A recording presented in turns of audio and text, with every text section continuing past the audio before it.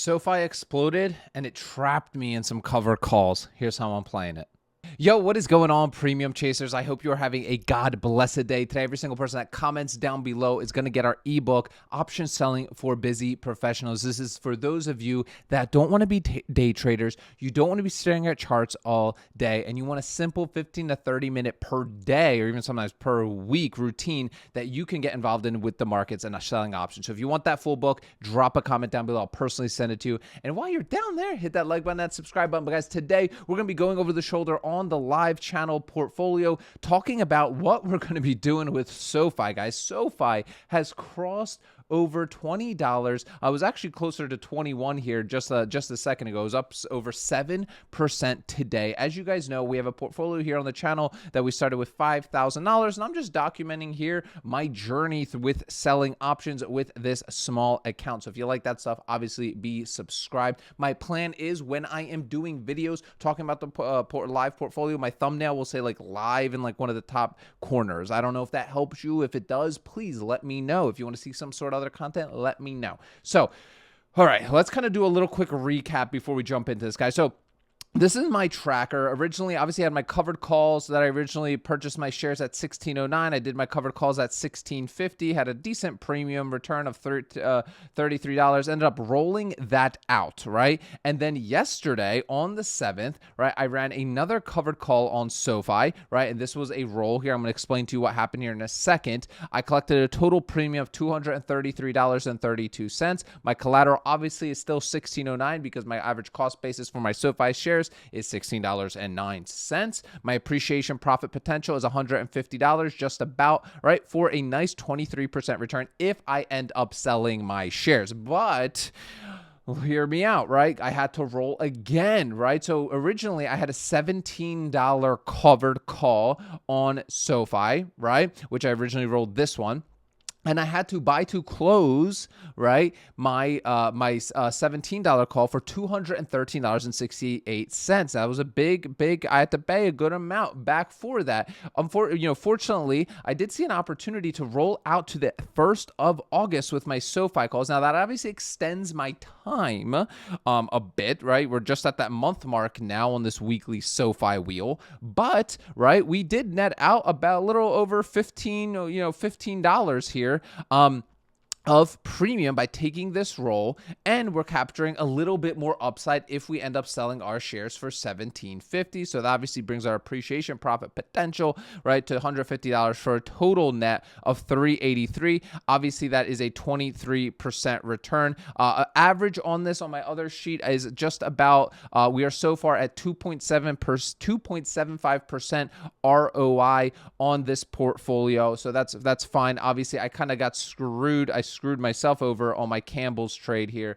Fat fingered a cash secured put for $30 strikes on Campbell's. I collected a whopping $4.72 of premium on that. So why did I take this roll, right? So I actually made a post inside of our Facebook group, guys. I actually want to pull this up real quick for y'all because I think it's really important to understand when we're caught in situations like this, right, that we don't necessarily need to like freak out, okay? Like that's the last thing we want to happen here. So when we're deep in the money running covered calls like this, I often say just stick to your actual plan, guys, right? If you stick to your plan, usually you should be safe here, okay? So here's the post that I made, right? First and foremost, right? Zoom out. What was your plan going in, right? For me, my original plan going into this trade was that I wanted to sell my shares a week out at 1650. Now, plans change, right? When I did this contract, as you guys have seen, immediately SoFi has had an absolute tear, right?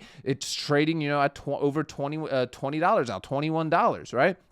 So for me, when I see a situation like that and a stock goes absolutely parabolic, it would be stupid of me to sell my shares immediately at what I said I would. Why? Well, number one, when I originally bought these shares of SoFi, I bought them at 1609. The appreciation profit isn't really juicy selling them at 1650. So if I'm in that kind of situation, I'm going to roll out, even if that means I have to give some of my premium back just to capture more of that appreciation profit, okay? Second thing, right, is roll smart, right? Does the math actually still make sense for you to do it, right? For me, it did make sense to originally do both of these rolls.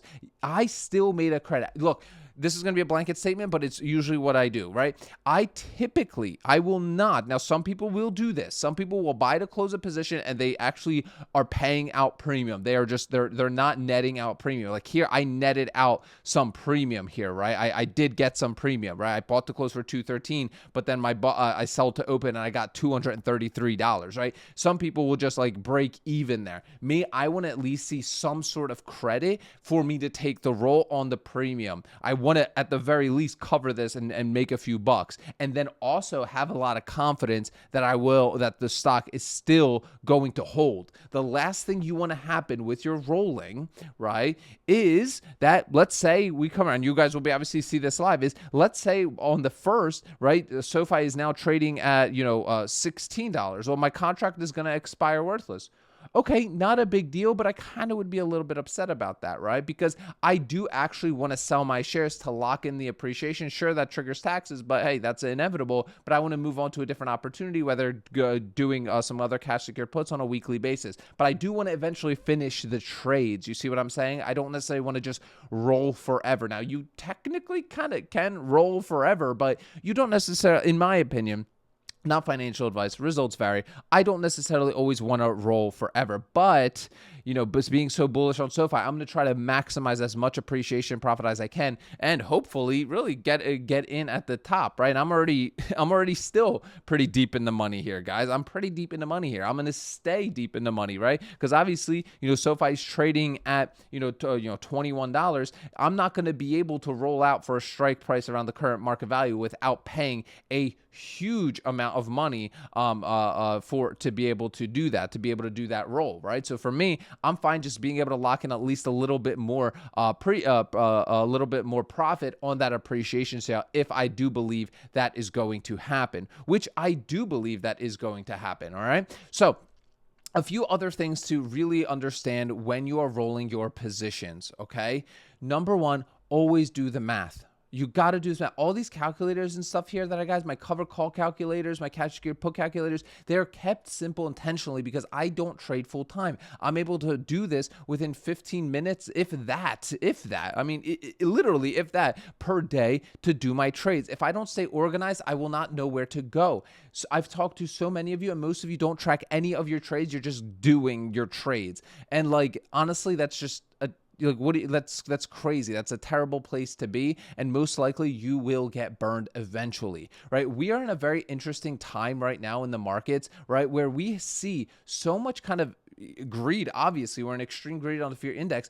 but there's so much uncertainty, especially with the whole tariff now, all these tariffs placed on like 14 countries. Now that there's so much uncertainty looming in the markets right now that for me, I'm actually very fearful right now. I'm very contrarian in my approaches here because, like, to me, it doesn't make sense. I think we're going to be on this bull run for a little bit of time still, but I do believe we're going to be back here in the extreme fear before we know it, right? Like we saw in April. And in April, how many of us, right, were scared to go do more cash secured puts or just buy out, 100 shares, right, and take advantage of them now? Human psychology, if you start to understand human psychology in the markets, you are going to have such a big competitive edge over every single person because we're all like sheep in a sense, right? And like the high frequency trading firms already know that we're a bunch of sheep, right? And they know us, right? What do you think they're doing right now, right? They're going to be locking in their gains. They will 100% be locking in their gains. And then when they're in the extreme fear, when everybody is, think the world is coming to an end, they're going to be buying up a ton of discounts and selling them back. It's like the meme, guys, right? Most retail investors, aka dumb money that they say, right? They're buying high and then selling low, right? During market corrections, right? Which I believe we are going to see one, right? So what is my next plays for SoFi and the public portfolio? So first and foremost, most likely, I know I spoke to a few of you about Campbell's. I'm probably just going to let this go to expiration. I am just again really upset with myself about that trade. But again, that's I'm learning.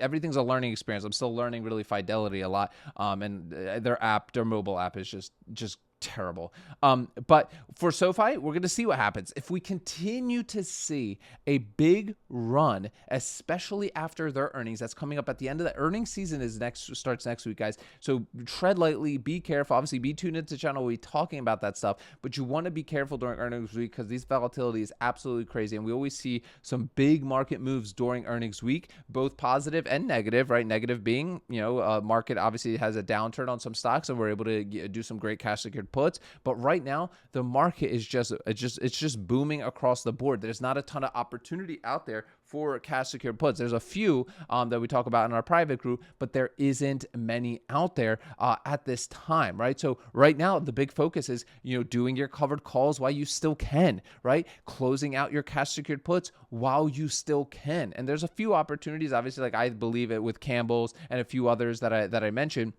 That I believe are great for cash secured puts. So if you are somebody that wants to take this a step further and join an incredible community of option sellers that do this day in and day out, share trade ideas, all the trainings, all the templates, everything you need to be able to do this for yourself with minimal time, I believe the Ark Options Strategy is designed for real life because I designed it for my real life because I still have that itch that I want to still be involved in the markets, but I by no means want to be a full-time trader or staring at charts all day. If you want to learn more about that, click the first link in the description of today's video. Guys, remember, sell options, collect premiums, repeat. I'll see y'all tomorrow.